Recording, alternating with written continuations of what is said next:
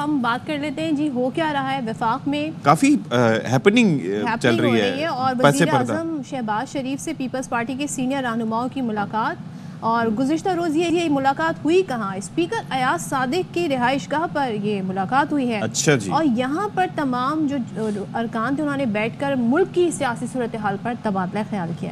सो वज़ीर आज़म ने कहा कि अवामी फलाह बहबूद के लिए वफाक और सुबह मिलकर काम करना। आई गेस ये एक कोशिश की है ब्रिज बनने की स्पीकर साहब ने between Peoples Party and the PMLN and prime minister. बेहतर होते माशी इशारे खुश आइंद है, सरमाएकारों और इक़्तिसादी दारों का पाकिस्तान पर बढ़ता एतमाद खुश आइंद है।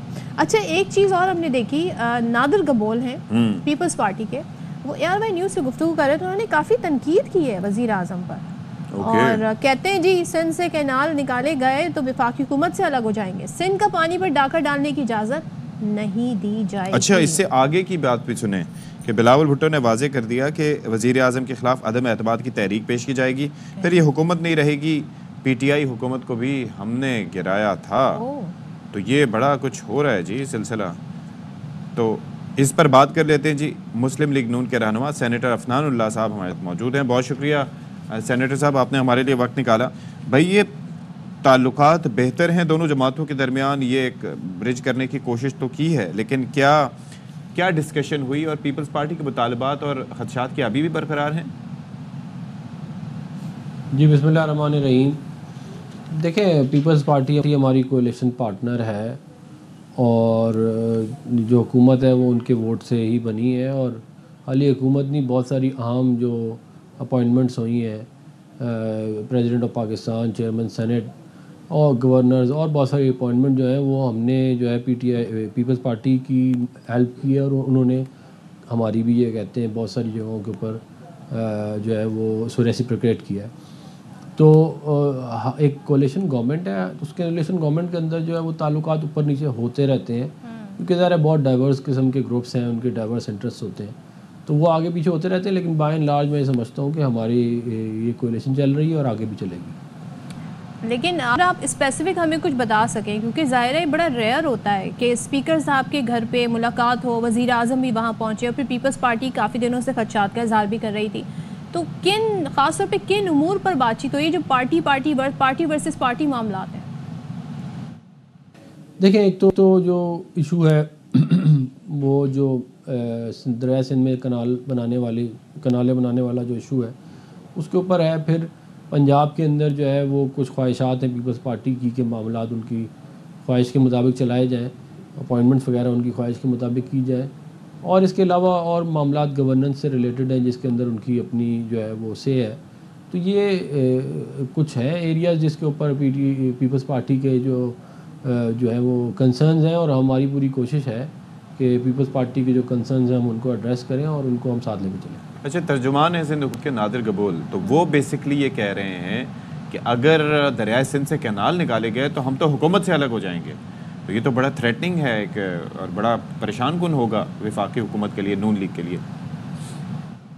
देखिए, मेरा ये ख्याल है कि ये बात मीडिया पे करने से बेहतर ये है कि ये बात जो है ये प्राइवेटली की जाए और जो लीडरशिप है उसके दरमियान की जाए। मैं पूरा यकीन दिलाता हूँ कि हम बिल्कुल भी सिंध का पानी किसी कीमत पे भी कम नहीं करेंगे। सिंध भी हमारा उतना ही सूबा है जितना पंजाब है, और जो पंजाब का पानी है वो तो अपनी मर्ज़ी से वो कर सकता है मैनेज जिस तरह वो करना चाहे, लेकिन सिंध का पानी जो है वो जितना एग्रीमेंट है उसके हिसाब से जो है उनको मिलता रहेगा।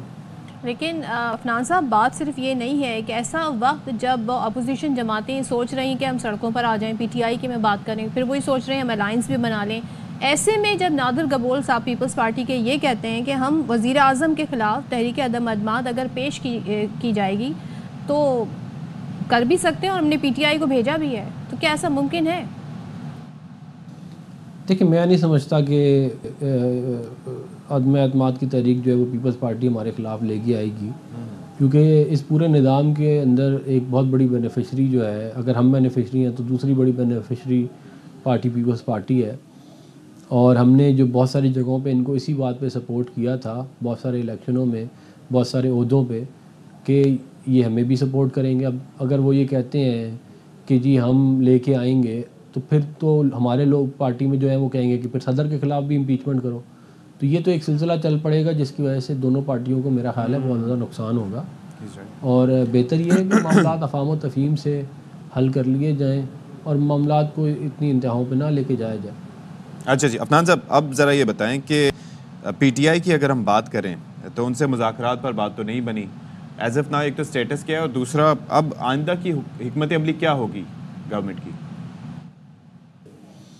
देखिए, पीटीआई जो है वो उन्होंने खानापूरी के तौर पे एक मुज़ाकरात किए हैं, जो मुज़ाकरात नहीं थे बल्कि एक समझ लें डिमांड लिस्ट थी और धमकियाँ थी। अच्छा। और इसके मुज़ाकरात में धमकियाँ और डिमांड लिस्टें नहीं होती, मुज़ाकरात में बैठ के बात की जाती है और उसके ऊपर संजीदगी से बात की जाती है कि मुल्क को आगे कैसे लेके चलना है। मगर इनकी तमाम तर फोकस जो है वो यही है कि किसी तरह अदलिया को इस्तेमाल करें जैसे माजी में करते रहे हैं, क्योंकि इनके एजेंट्स जो हैं वो अदलिया में मौजूद हैं और उनको इस्तेमाल करके ये सियासी तौर पे फ़ायदा उठाएं। ये इनकी वही चाल है जो इन्होंने पैनामा में चली, ये वही चाल है जो इन्होंने आरटीएस बिठा के चली, ये वही चाल है जो इन्होंने हुकूमत में आके बाकी सारे अपने जो अपोजिशन थी उनको साइडलाइन करने के लिए की। और ये बड़ी कामयाबी से साकिब निसार से लेकर बंदयाल तक ये किस्से चलते रहे हैं। लेकिन अब मामला जो है वो तब्दील हो गए। अब ये इनकी ख्वाहिश ये है कि वही वाले जो पहले वाले मज़े थे वही होते रहे, वो हो नहीं रहे तो इनको तकलीफ़ हो रही है। तो मेरे ख्याल है अगर संजीदा बात मज़ा होता तो ये हमसे चार्टर डेमोक्रेसी और चार्टर इकॉनमी पे बात करते, बजाय इसके कि अपने ज़ात की कि मैं बाहर कैसे आऊँगा, मैं वज़ीर आज़म कैसे बनूँगा, इससे बाहर निकलते। लेकिन ये उसी में ही फंसे हुए हैं कि मैं बाहर कैसे आऊँगा और मैं वज़ीर आज़म कैसे बनूँगा। अब ये चीज़ें एंटरटेन करने के लिए तो हम नहीं बैठे हुए। चलें, thank you so much Afnan साहब। साथ में अशफाक, मुझे इससे याद आ गया जब पीटीआई के मुज़ाकरात हो रहे थे तो बयानबाजी भी हो रही थी। यहाँ पे भी हम देख रहे हैं कि एक तरफ वज़ीर आज़म से मुलाकात हो रही है, दूसरी तरफ नादिर गब्बोर साहब ऐसी बातें कर रहे हैं कि अदम एतमाद की तहरीक पेश कर रहे हैं। वैसे आप यकीन कीजिए कि हमारी शर्मिला साहिबा से बात हुई, हमने शहरी रहमान साहिबा से बात की, हमने कितने लोगों से बात की, लेकिन ये जुमला कहीं से हमने नहीं सुना। हालांकि हम उनसे ये कहते थे कि भाई आपकी एमा पे ही हुकूमत चल रही है, हमने नहीं कहा कि आप तहरीक अदम एतमाद की बात करें, लेकिन कम से कम आपकी ये इम्पोर्टेंस शो करानी चाहिए। पेका एक्ट से लेके फिर बाकी इंटरनेट की बंदिश का मामला था, there were so many occasions.